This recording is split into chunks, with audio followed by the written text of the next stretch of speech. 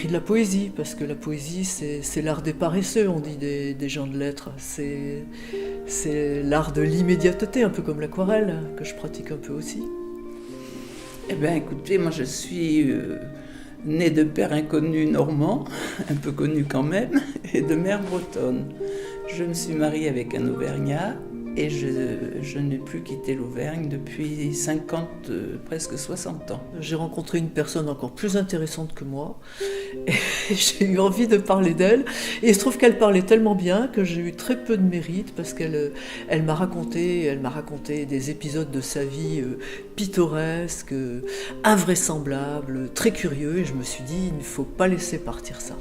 Et un jour, j'ai rencontré Anne qui m'a dit « J'aimerais faire le récit de votre vie ». Alors, moi, dès l'instant où on parle de moi, je dis oui.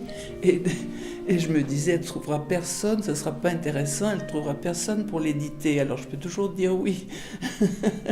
Donc, elle m'a invité chez elle, elle m'a offert un très bon repas, avec des choses à boire en même temps, et je l'ai laissé parler. Il y avait ses chats aussi, il y avait des animaux, il y avait des plantes, il y avait tout un tas de choses qui me parlaient, il y avait son art. J'ai vu ce qu'elle faisait et ça m'a sauté à la figure, c'est ça. Dans la vie, moi j'aime les choses qui me sautent à la figure, qui me sautent au cœur, qui font que j'ai envie de les peindre, que j'ai envie de les raconter. Et j'ai été prise au piège. Alors maintenant, je suis un petit peu gênée d'avoir livré des choses personnelles, même maintenant, à mon âge, on peut tout dire. Alors, voilà, c'est pour ça que je suis ici, et pour accompagner son livre, il y a quelques œuvres correspondant au titre, brodeuse de fer, mais j'aurais préféré brodeuse d'enfer. Chez elle, il y a son atelier.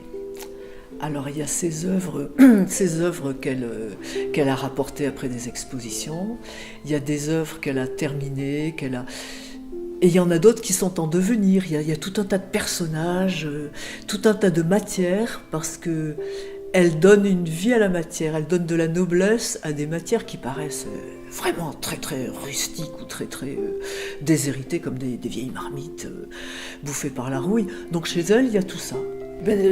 Anne a rencontré quelqu'un qui lui a suggéré ça, et comme je connaissais Madame Arpin, qui a sauté tout de suite sur l'occasion parce qu'elle aime le travail bien fait, et comme il y a des broderies, elle m'a dit « Vous mettrez aussi des broderies anciennes pour faire voir aux gens ». Alors j'ai fait toute une vitrine de broderies anciennes, haute couture, classique et tout, puis le reste c'est de la fantaisie. Moi j'ai voulu surtout parler d'elle, je n'ai pas voulu faire un livre de critique d'art. Moi j'ai voulu parler des émotions qu'elle me suscite et surtout de sa vie, de petite fille qui n'était pas forcément favorisée, qui est devenue une grande artiste. Donc pour en parler, pour illustrer, la meilleure illustration c'était des reproductions. Je n'allais pas me peindre ses œuvres, on n'allait pas insérer de la tôle, du bois dans mon livre, mais j'ai trouvé un photographe qui avait l'œil qu'il fallait, la lumière qu'il fallait, la sensibilité qu'il fallait pour en rendre compte.